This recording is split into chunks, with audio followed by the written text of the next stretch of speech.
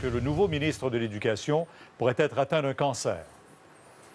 C'est la nouvelle qui a été communiquée il y a moins d'une trentaine de minutes, alors qu'on a dit qu'il avait été informé par ses médecins aujourd'hui à la suite de tests d'imagerie médicale que tout s'orientait vers un cancer dont la nature reste à préciser.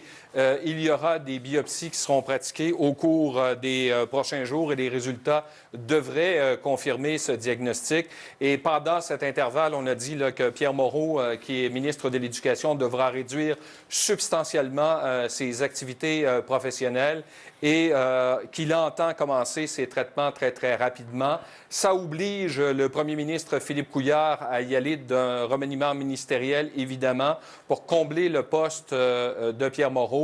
Selon les informations qu'on détient actuellement et qui devraient se confirmer à 17h30, parce que le remaniement ministériel se fera à 17h30, le ministre de l'Éducation serait scindé en deux, comme c'était le cas sur le gouvernement Marois. C'est ce qui devrait se produire. Sébastien Proulx, ministre de la Famille, hériterait d'une partie du ministère de l'Éducation, tandis que la ministre de la Culture, Hélène David, elle serait promue, entre autres. On ne sait pas si ça va conserver ses fonctions de ministre de la Culture, mais ce qui circule actuellement, c'est qu'elle deviendrait ministre de l'Enseignement supérieur. Donc, le tout devrait se confirmer autour d'ici une trentaine de minutes. Donc, le premier ministre Philippe Couillard va en faire l'annonce ici à l'Assemblée nationale.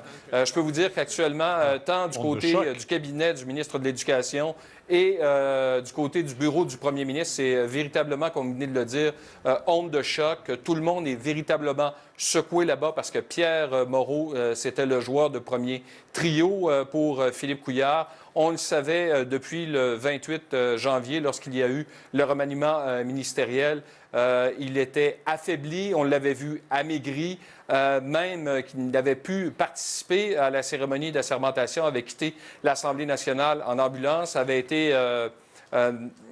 on l'avait gardé à l'hôpital pendant 4 jours avant de lui donner son congé le lundi. Par la suite, il avait repris progressivement ses activités, était revenu à l'Assemblée nationale la semaine passée, mardi, pour une première période de questions et on l'avait vu amaigri, voire affaibli. Donc, la nouvelle se confirme et le premier ministre va procéder aux ajustements de son cabinet au cours des prochaines minutes. Il avait lui-même reconnu avoir perdu quelques livres, mais que tout ce qui était là était bien présent à l'Assemblée nationale. Alors, nos pensées sont avec lui et surtout, on lui souhaite bonne chance, bon courage dans cette épreuve qu'il traverse présentement. Merci, Alain. 17h30.